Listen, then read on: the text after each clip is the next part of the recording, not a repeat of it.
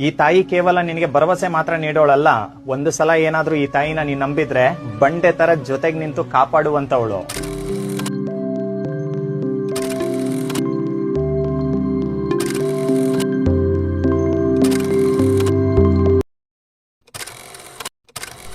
Hi hello ನಮಸ್ಕಾರ ವೀಕ್ಷಕರೇ, welcome to PR endless adventures YouTube channel. ಇವತ್ತು ನಾವು ನಿಮಗೆ ತೋರ್ಸೋಕೆ ಹೊರಟಿರುವಂಥ ಜಾಗ ಒಂದು ಜೈನ್ ಟೆಂಪಲ್. ಇದು ಲೊಕೇಟ್ ಆಗಿರೋದು ಗೇರುಸೊಪ್ಪದಲ್ಲಿ. ಗೇರುಸೊಪ್ಪ ಅವತ್ತಿನ ಕಾಲಕ್ಕೆ ಮಾರ್ಕೆಟ್ ಏರಿಯಾ ಆಗಿತ್ತು. ಹಾಗೆ ರಾಣಿ ಚೆನ್ನಭೈರಾದೇವಿ ಅವರು ಇಲ್ಲಿ ಆಡಳಿತವನ್ನು ನಡೆಸಿದ್ರು. ಇದು ಅವರ ರಾಜಧಾನಿಯಾಗಿತ್ತು, ಅಂದರೆ ಕ್ಯಾಪಿಟಲ್ ಸಿಟಿ ಆಗಿತ್ತು. ಇದಿರೋದು ಹೊನ್ನಾವರದಿಂದ 30 ಕಿಲೋಮೀಟರ್ಸ್ ದೂರದಲ್ಲಿ. ಇಲ್ಲಿ ಹೆಚ್ಚಾಗಿ ಪೆಪ್ಪರ್ನ ಬೆಳೀತಿದ್ರು, ಹಾಗೆ ಎಕ್ಸ್ಪೋರ್ಟ್ ಕೂಡ ಮಾಡ್ತಿದ್ರು ಸಮುದ್ರದ ಮೂಲಕ. ಪೋರ್ಚುಗೀಸರು ರಾಣಿ ಚೆನ್ನಭೈರಾದೇವಿ ಅವರನ್ನು ಪೆಪ್ಪರ್ ಕ್ವೀನ್ ಅಂತ ಸಹ ಕರೀತಿದ್ರು.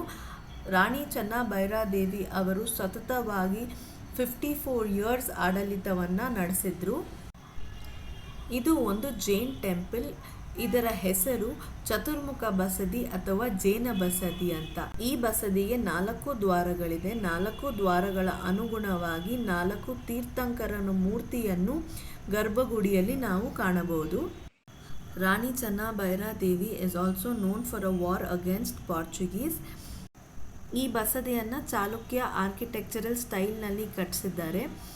ಮತ್ತು ಈ ಬಸದಿಗೆ ನಾವೀಗ ಹೇಗೆ ಬರಬೇಕು ಮತ್ತು ಇದರ ಹಿಸ್ಟ್ರಿ ಬಗ್ಗೆ ಅಲ್ಲಿನ ಸ್ಥಳೀಯರ ಹತ್ರ ಕೇಳಿ ತಿಳ್ಕೊಳ್ಳೋಣ ಬನ್ನಿ. ಇವಾಗ ಹೊನ್ನಾವರದ ಬರಬೇಕು ಅಂತ ಹೇಳಿದ್ರೆ ಡೈರೆಕ್ಟ್ ಯೋಗ ರೋಡಿಗೆ ಬಂದು ಇಲ್ಲೊಂದು 6 ಕಿಲೋಮೀಟರ್ ಒಳಗಡೆ ಬಂದರೆ ಆಯಿತು. ಅದು ಅಲ್ಲ ಅಂತ ಹೇಳಿದ್ರೆ ಈ ಕಡೆಯಿಂದ ನಡ್ಕೊಂಡು ಬರೋಕ್ಕೂ ಆಗ್ತದೆ. ಇಲ್ಲೊಂದು ಹೊಸೊಂದು ಬ್ರಿಡ್ಜ್ ಆಗಿದೆ, ಅದರಿಂದ ಮ್ಯಾಪಲ್ಲಿ ಆ ರೋಡ್ ತೋರಿಸ್ತದೆ.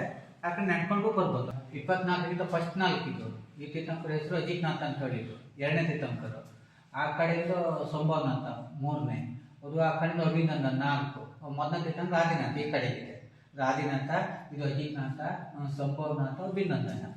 ಇದು 14ನೇ ಶತಮಾನ, 1000 ವರ್ಷ ಹಳೆಯಿತ್ತು. ಇದು 1000 ವರ್ಷ ಹಿಂದೆ ಸಿಟಿ, ಇದು ಮಾರ್ಕೆಟ್ ಏರಿಯಾ. ಇದು ಈ ಏರಿಯಾ ಅಂತ ಹೇಳಿದ್ರೆ ಒಂದು ಕರಾವಳಿ ಮತ್ತು ಪಶ್ಚಿಮ ಘಟ್ಟದ ಒಂದು ರಾಜಧಾನಿ. ಇದು ಕೊನೆಯ ರಾಣಿ ಚೆನ್ನಭೈರಾದೇವಿ ರಾಣಿ ಆಳ್ವಿಕೆ ಮಾಡುತ್ತೆ. ಇದು 14ನೇ ಶತಮಾನದಿಂದ ಮುತ್ತು ರತ್ನಾಲ ವ್ಯಾಪಾರಿ ಕೇಂದ್ರ, ಕಾಳುಮೆಣಸು ಅವರ ಇದನ್ನ ಮುಖಾಂತರವಾಗಿ. ನಮಸ್ಕಾರ.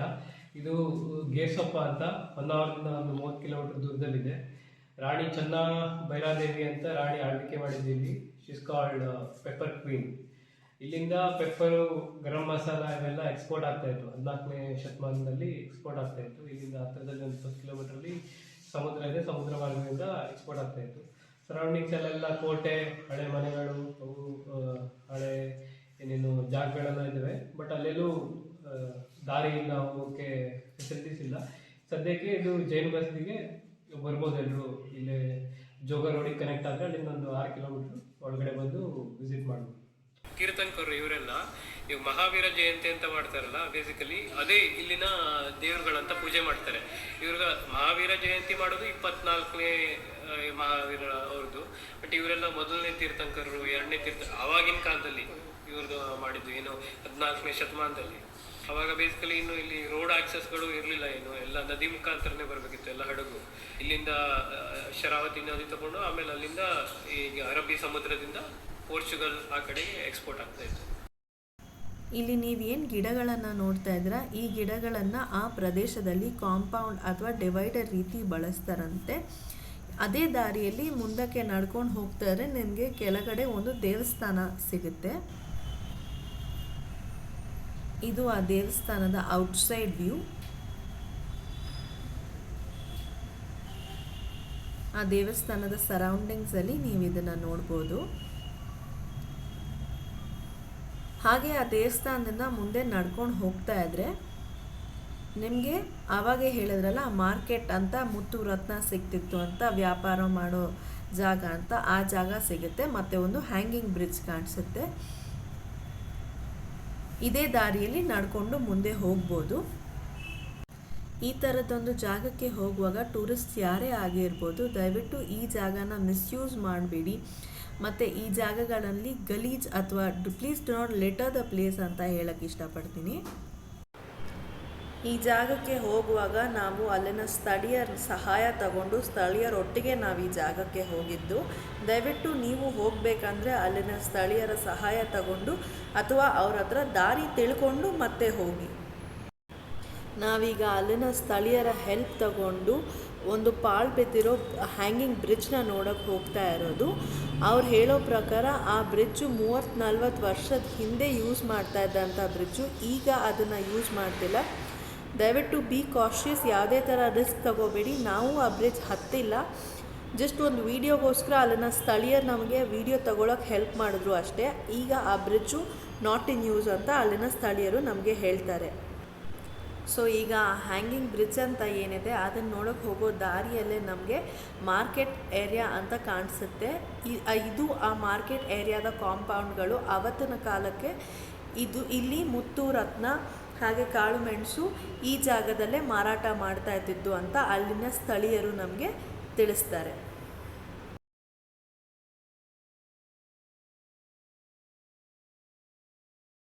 ಜೈನ ಬಸದಿ ಆ ಕಡೆಯಿಂದೆಲ್ಲ ನೋಡ್ಕೊ ಬಂದ್ವಿ.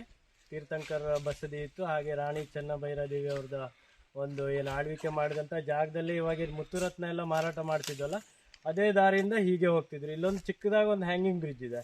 ಆವಾಗಿನ ಕಾಲದಲ್ಲಿ ಏನು 45 ವರ್ಷದ ಹಿಂದೆ ಓಡಾಡ್ತಿದ್ದಂಥ ಜಾಗ, ಅಂದರೆ ಒಂದು ಊರಿಂದ ಊರಿಗೆ ಕನೆಕ್ಟ್ ಮಾಡ್ತಿದ್ದಂಥ ಒಂದು ಹ್ಯಾಂಗಿಂಗ್ ಬ್ರಿಡ್ಜ್ ಇದೆ ಇಲ್ಲಿ. ಇವಾಗ ಸ್ವಲ್ಪ ಹಳೇದಾಗಿದೆ, ಹೋಗೋಕ್ಕಾಗಲ್ಲ, ನೋಡೋಕ್ಕಾಗಲ್ಲ. ಸೊ ಇವಾಗ ಇದ್ರ ಬದಲಾಗಿ ಇನ್ನೊಂದು ಹ್ಯಾಂಗಿಂಗ್ ಬ್ರಿಡ್ಜ್ ಇದೆ, ಕುದ್ರುಗಿ ಅಂತ. ಸೊ ಸ್ಥಳೀಯರು ಹೇಳೋ ಪ್ರಕಾರ ಈ hanging bridge not in use. ಆವಾಗಿನ ಕಾಲದಲ್ಲಿ ಇದನ್ನು ಒಂದು ಊರಿಗೆ ಇಂದ ಮತ್ತೊಂದು ಊರಿಗೆ ಹೋಗಬೇಕಾದ್ರೆ ಯೂಸ್ ಮಾಡ್ತಾಯಿದ್ರು. ಈಗ ಅವರೇ ಹೇಳಿರೋ ಥರ ಬೇರೆ ಬ್ರಿಡ್ಜ್ ಆಗಿದೆ. ಈ ಬ್ರಿಡ್ಜನ್ನು ಯಾರೂ ಯೂಸ್ ಮಾಡಬೇಡಿ, ದಯವಿಟ್ಟು ಕಾಷಿಯಸ್ ಆಗಿರಿ. ಹೋದಾಗ ಹತ್ತೋ ಪ್ರಯತ್ನ ಮಾಡಬೇಡಿ. ಇದು ಸ್ಥಳೀಯರನ್ನ ಒಂದೇ ಒಂದು ವಿಡಿಯೋ ತೆಗಿಯೋಕ್ಕೋಸ್ಕರ, ಅದು ಹೇಗಿರುತ್ತೆ ಅಂತ ನೋಡೋಕ್ಕೋಸ್ಕರ ತೆಗೆದಂಥ ವಿಡಿಯೋ. ನಾವು ಬ್ರಿಡ್ಜ್ ಮೇಲೆ ಏನು ಹೋಗಿರಲಿಲ್ಲ.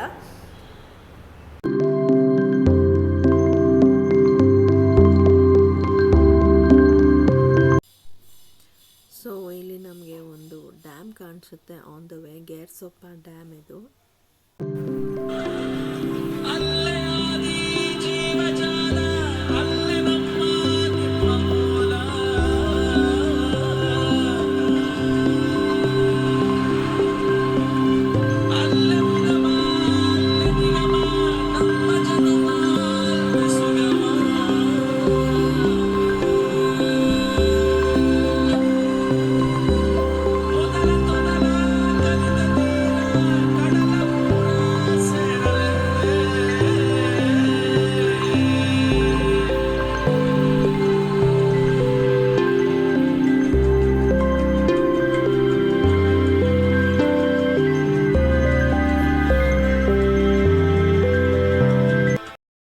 ಸೊ ಇಲ್ಲಿಂದ ನಾವು ಹೊರಟಿರೋದು ಕುದುರ್ಗಿಯಲ್ಲಿರೋ ಹ್ಯಾಂಗಿಂಗ್ ಬ್ರಿಡ್ಜ್ನ ನೋಡೋಕೆ. ಸೊ ಈ ವಿಡಿಯೋದ ಮೂಲಕ ನಾನು ಹೊನ್ನಾವರದ ಜನತೆ ಹಾಗೂ ಅಲ್ಲಿನ ಸ್ಥಳೀಯರಿಗೆ ಥ್ಯಾಂಕ್ ಯು ಹೇಳೋಕ್ಕೆ ಇಷ್ಟಪಡ್ತೀನಿ. ಯಾಕಂದರೆ ನಾವು ವಿಡಿಯೋ ಮಾಡುವಾಗ ನಮಗೆ ತುಂಬ ಸಪೋರ್ಟ್ ಮಾಡಿದ್ದಾಗಿರ್ಬೋದು, ನಮಗೆ ಅದರ ಬಗ್ಗೆ ಮಾಹಿತಿ ಕೊಟ್ಟಿದ್ದಾಗಿರ್ಬೋದು. ಥ್ಯಾಂಕ್ ಯು ಹೇಳ್ತಾ ಜೈ ಹೊನ್ನಾವರ ಜನತೆ ಅಂತ ಹೇಳಲು ಇಷ್ಟಪಡ್ತೀನಿ. ಇವತ್ತಿನ ವ್ಲಾಗನ್ನು ಇಲ್ಲಿಗೆ ಎಂಡ್ ಮಾಡ್ತಾ ಇದ್ದೀರಿ. Please do like, share and subscribe to our YouTube channel.